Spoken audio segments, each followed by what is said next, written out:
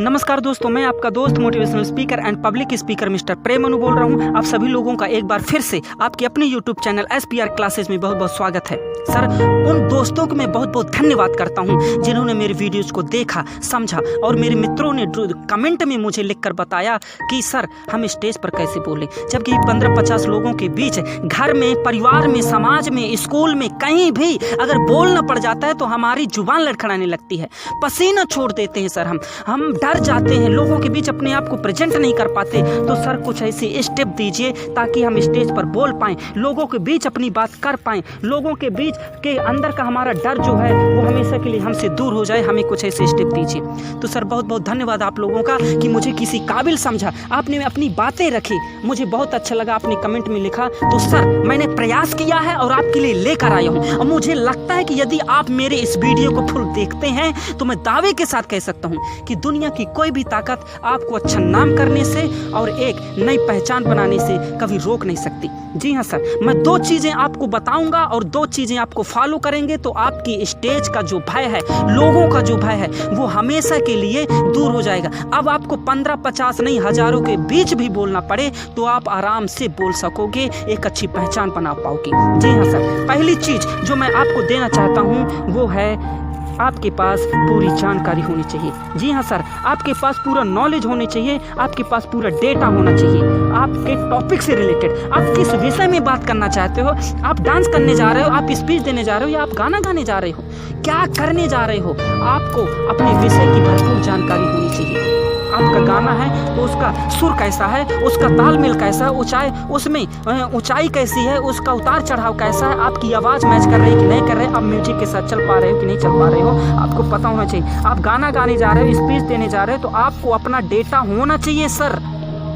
Sir आप speech देने जा रहे हैं तो आपका किससे रिलेटेड स्पीच है, सोशल से, आप पॉलिटिक्स से कि पॉल्यूशन से कि सोसाइटी से, किस चीज़ से, साइंस से, किस चीज़ से रिलेटेड है, उसका इफेक्ट क्या है, उसका फ्यूचर में क्या इफेक्ट है, उसका भविष्य में इफेक्ट है, उसका पास्ट में इफेक्ट क्या था, आपको पता होना चाहिए। सर आपको डेटा इतना हो ताकि वहाँ की ऑडियंस जितना मांगे आप दे पाओ, कम से कम इतना तो आपके पास डेटा होना ही चाहिए। डेटा होना बहुत ज़रूरी है सर। यदि आपके पास डेटा होगा तो आप कभी रोकोगे नहीं, आप अपनी बात रख पाओगे, आपको वर्डों की कमी नहीं पड़ेगी, कभी भी आपकी डिक्शनरी में वर्डों की कमी नहीं होगी, आप सबको समझा पाओगे, अपनी बात रख पाओगे, लोगों को समझा पाओगे और अपने आप को प्रेजेंट कर पाओगे। लोगों के हर सवाल का जवाब बड़ी आसानी से आप दे पाओगे यदि आपके पास डेटा है तो। सर दूसरी चीज़ मैं आपको बताने जा रहा हूँ जो बहुत ज़्यादा इंपॉर्टेंट है, वो है प्रैक्टिस। जी हाँ सर, मुझे लगता है यदि डेटा 40% जरूरी है आपकी परफॉर्मेंस के लिए तो प्रैक्टिस 60% जरूरी है आपको बेहतर प्रैक्टिस परफॉर्मर बनने के लिए। तो सर मुझे लगता है कि आपको प्रैक्टिस भरपूर होनी चाहिए। सर प्रैक्टिस के 2 फायदे तो मैं अभी आपको बता के जाना चाहता हूँ। पहला फायदा कि आप जिस भी टॉपिक पर काम कर रहे हो, उसे डिलीवर कर रहे हो, आपकी डिलीवरी प्रोसेस क्लियर हो जाती है, 100% शार्प, क्लीन और क्लियर हो जाती है। आपके अंदर कोई डाउट नहीं रहता, आप फुल कॉन्फिडेंस होते हो। जैसे आपने गाने में अकेले में कई बार प्रैक्टिस की, आपने एक बार प्रैक्टिस की, एरर आई, हटाई, फिर कोई एरर आई, फिर आपने हटाई। आपने डांस कर रहे हो, फिर कोई एरर आई, आपने हटा दी। डांस में बार बार एरर आई, आप हटा रहे हो, हर बार एरर प्रैक्टिस कर रहे हो और उसे हटा रहे हो। और आपने इतनी प्रैक्टिस करी कि आपके गाने की, आपके डांस की पूरी ही एरर समाप्त हो गई। अब आप बिल्कुल क्लियर हो कि नहीं, आई कैन डू, मैं कर सकता हूँ। आप कॉन्फिडेंस हो कि अब कोई गलती नहीं, मैं कर लूँगा, हो जाएगा। इस तरह से आपका कॉन्फिडेंस बढ़ेगा और आपकी डिलीवरी प्रोसेस कंप्लीट हो जाएगी, क्लियर हो जाएगी और शार्प हो जाएगी। दूसरा फायदा है कि आपका डर दूर हो जाता है। जी हाँ सर, मैं आपसे पूछना चाहता हूँ कि आपको डर किस चीज़ से लगता है, क्या कारण है आपके डर से? अगर कोई मजाक में भी आपका नाम ले लेता है कि आपको 15-50 लोगों के बीच बोलना पड़ेगा, या स्टेज में कोई मजाक में भी कह देता है कि अब फलाने का नाम अनाउंस होगा, तो आपके अंदर भय आ जाता है, आप डर जाते हो, पसीना छोड़ जाते हो। तो हमें पता होना चाहिए कि मेन कारण क्या है हमारे डरने का। तो सर यदि गौर से देखें तो उसका मेन कारण है, नहीं यार मुझसे नहीं होगा, यार मैं नहीं कर पाऊंगा, यार पहले कभी किया ही नहीं, यार प्रैक्टिस ही नहीं की, मुझसे नहीं होगा, यार तू ही कर ले, तूने कहा मैं नहीं कर पाऊंगा। आप पसीना छोड़ देते हो, डर जाते हो। सबसे बड़ा राज कारण नहीं होगा, मैं नहीं कर पाऊंगा। सर मैं आपसे पूछना चाहता हूँ, आपने प्रैक्टिस की है, अब आप फुल कॉन्फिडेंस हो कि नहीं, आपने हर बार प्रैक्टिस की, अपनी एरर रिमूव की, आपने 1000 बार प्रैक्टिस की अपने टॉपिक को लेकर के, अब आप क्लियर हो कि नहीं आपका टॉपिक कंप्लीट है, आपको अपने टॉपिक को लेकर कोई डाउट नहीं है, अब आप क्लीन हो, अब आपको कोई भी अनाउंस करे आपके अंदर भय नहीं होगा। भय, लोगों का भय, आपके अंदर से स्टेज का डर दूर दूर तक आपसे दूर हो जाएगा, वो आपके नज़दीक नहीं आएगा। अब आप कभी नहीं कहोगे कि मुझसे नहीं होगा, मैं नहीं कर पाऊंगा, कभी किया नहीं। अब आप सिर्फ यही कहोगे, नहीं आई कैन डू, मैं कर सकता हूँ, मैं करूँगा और मैं करके आऊँगा, एक अच्छा नाम बना के आऊँगा। आप ऐसा कहते हो सर। मैं आपको बता देना चाहता हूं sir, practice is very important tool. जी हाँ, आपकी सभी समस्याओं का समाधान सिर्फ और सिर्फ प्रैक्टिस है। यदि आप लगातार प्रैक्टिस करोगे तो एक अच्छा बेहतर परफॉर्मर बनकर आओगे।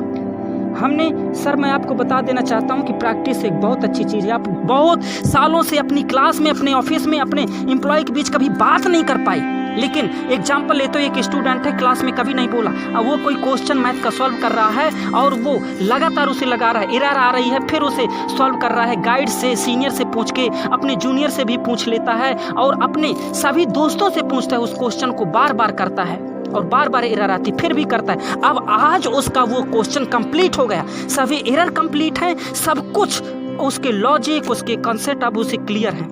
अब इत्तेफाक बस टीचर उसी क्वेश्चन को क्लास में बताने लग जाए और वो स्टूडेंट वहीं बैठा है और एरर हो जाए टीचर से एरर हो सकती है सर, क्यों नहीं, वो भी इंसान है, सबसे होती है। इसीलिए वो लड़का बैठा है, आंसर नहीं आया टीचर का, तो वो बैठे बैठे लड़का सिर्फ यही कहेगा कि सर यहाँ पर मिस्टेक है, यहाँ पर गड़बड़ है, सर यहाँ पर सही करिए, यहाँ पर प्लस नहीं है माइनस है, यहाँ पर 4 नहीं 2 है, ऐसा वो कहने लगता है। टीचर कहते हैं नहीं यार तुझे क्या पता, तू कभी करता भी है? वो कहते हैं नहीं सर यहाँ पर गड़बड़, आप करके देखिए आंसर जरूर आएगा, और टीचर करते हैं तो आंसर आ जाता है।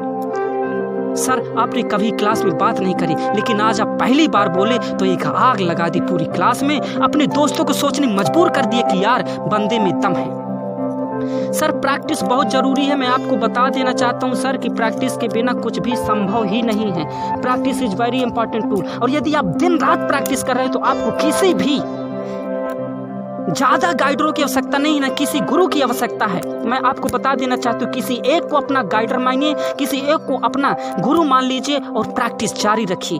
मैं कहता हूँ सर, एकलव्य को देखा होगा, कोई गुरु नहीं लेकिन फिर भी प्रैक्टिस करी, कुछ भी नहीं था लेकिन उन्होंने प्रैक्टिस करी, सब कुछ पाया। मैं आपसे कहना चाहता हूँ सर, प्रैक्टिस करिए, दिन रात प्रैक्टिस करिए अपने टॉपिक को लेकर के। मैं दावे के साथ कह सकता हूँ कि आप अपने आप को प्रेजेंट कर पाओगे, एक अच्छा नाम करके आ जाओगे।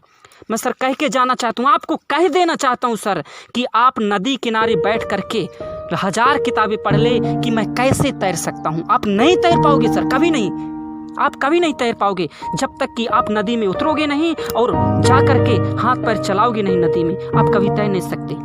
इस ठीक उसी प्रकार यदि आपको कुछ भी करना है तो प्रैक्टिस करनी पड़ेगी। आपके पास 2 चीज़ें बहुत ज़रूरी हैं जो होनी चाहिए। पहला कि आपको पूरी जानकारी होनी चाहिए, अपने टॉपिक को लेकर के पूरी इन्फॉर्मेशन होनी चाहिए, पूरी जानकारी होनी चाहिए, और आपको पूरी प्रैक्टिस होनी चाहिए। आपको डेटा आपकी प्रैक्टिस को लेकर के, आपको अपने टॉपिक को लेकर के पूरी प्रैक्टिस हो।